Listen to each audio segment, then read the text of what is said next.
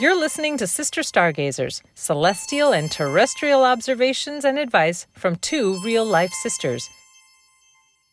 Welcome, fellow stargazers. The sisters are in the house. Jude, are you there? Yes, I'm right here, Sarah. So good to cahoot with you. This is going to be an exciting week. What is on the Astro News for this coming week? Well, we've got a first quarter moon. We've got Sun opposition Neptune, and then we've got Mars going into Libra. Where would you like to start? So this is for the week of September 12 through September 18? Yes. Okay, well, let's start with the phases of the moon, because I'm actually not really sure I understand the phases of the moon. Okay, well, we just had a new moon on September 6th, which is the conjoining of the sun and the moon. So you do not see the moon in the sky when there is a new moon. But as the moon moves faster than the sun, a few days after, 7 days after the new moon, you get the first quarter moon, which is, it's a quarter phase of the moon's turning around the earth, but it's a half moon. So this is where it can kind of get confusing. It looks like a half moon in the sky. And the first quarter moon, the right side of the moon is lit. So you see a half circle moon and it's curved to the right. So it's bowed to the right. And you see that half of a circle. That's the first quarter, and that comes 7 days after the new moon. And it's a phase of the moon where the moon is square to the sun. Now, what does that mean? It means that if there was a line drawn between the sun and you and the moon and you, it would make a right angle, and that's called a square. So the moon has traveled a quarter of the way around its orbit around the Earth. That's why it's called a first quarter moon. Got it. It's a square aspect. Okay. In a fire sign, the moon in a fire sign, Sagittarius, it wants to see the big picture. It wants to kind of open things up, kind of philosophize. And then squaring the sun in Virgo, it's going to be, trying to put all these things in order, but then the moon wants to just see a bigger picture. So there's this kind of dynamic of big picture, small picture, big picture, small picture. So you might be kind of fluctuating between those two aspects this week. You might get glimpses of a big picture, but then you've got to really work on organizing the details, and then you can zoom out again to the big picture. That makes a lot of sense. Just keep both perspectives in mind. Absolutely. Yeah, that's a great way to put it. So then, just to finish the phases of the moon, we have the first quarter, it moves to full. So this, as it's moving out of full, is the second quarter, which is another half moon? It's actually the third quarter. Ah, okay. Third quarter is with the bow of the moon will be to the left now. So you'll be seeing, instead of half a moon with the lit section of the moon being on the right, you're going to see the lit section of the moon being on the left. You can actually tell what phase the moon is in by looking at it through the month. The thing that's really fun about this is that it happens every month on a 28-day cycle. So you can actually just practice watching the moon and beginning to identify it. And the more you pay attention to the moon and identify it, the more easily you can begin to go, oh, that's the moon in its first quarter. Oh, that's the full moon. Full moon's easy because it's a full moon.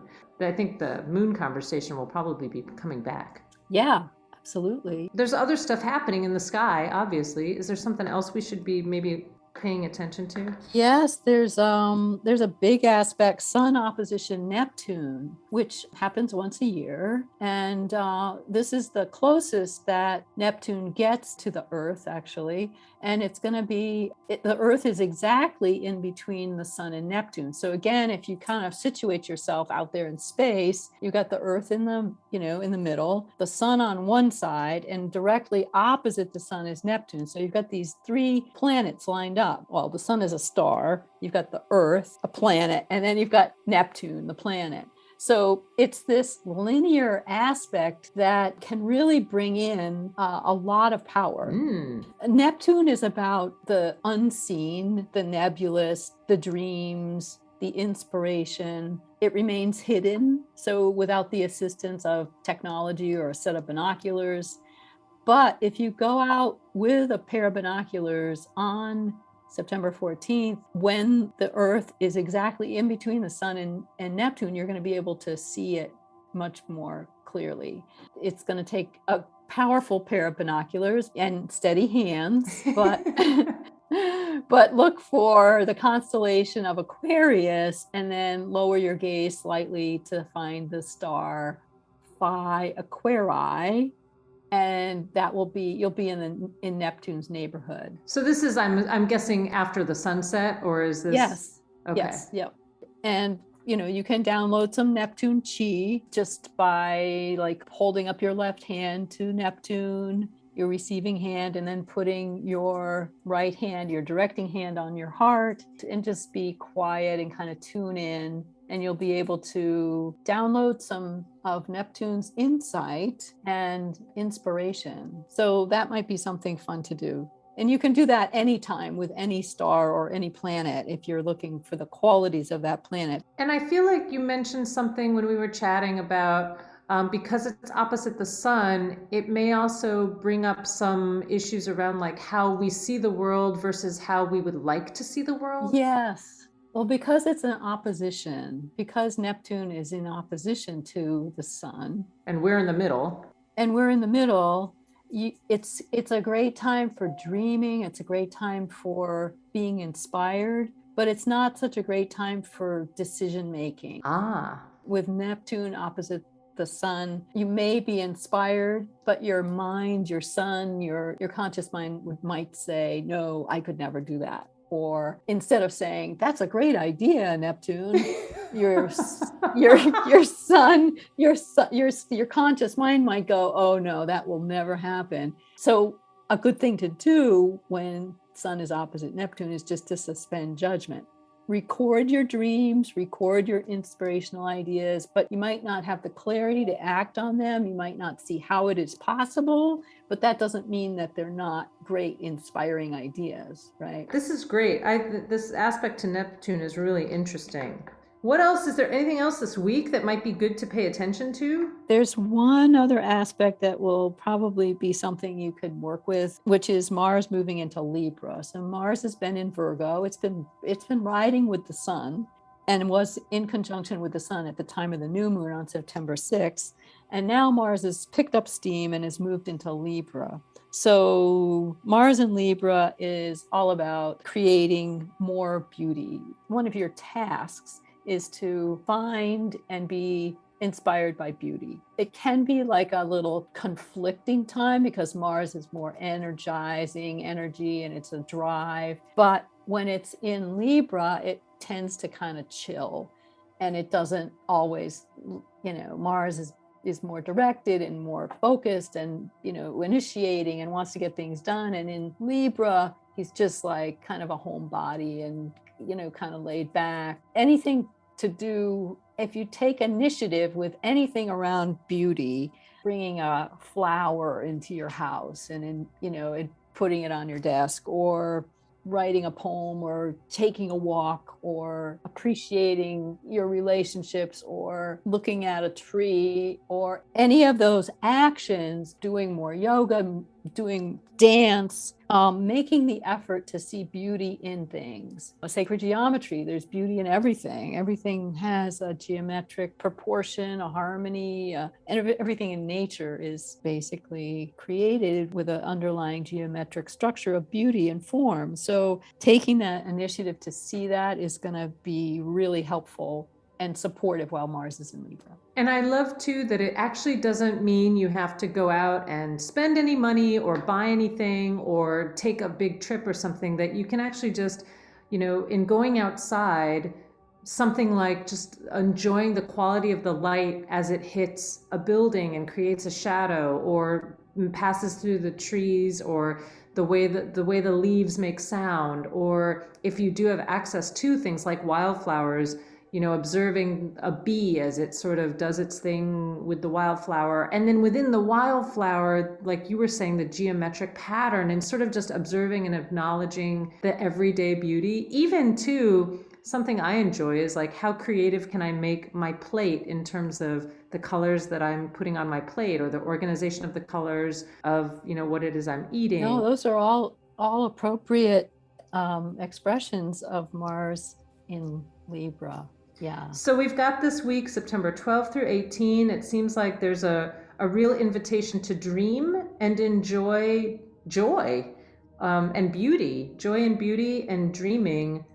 Is there anything else for this week, Sister Stargazer, that we should just be mindful of as before we say goodbye to our listeners? Yes, there's one final aspect that that I think would be really great to tune into, and that's the Sun in Libra, so Earth sign, trine to Pluto in Capricorn, Earth sign.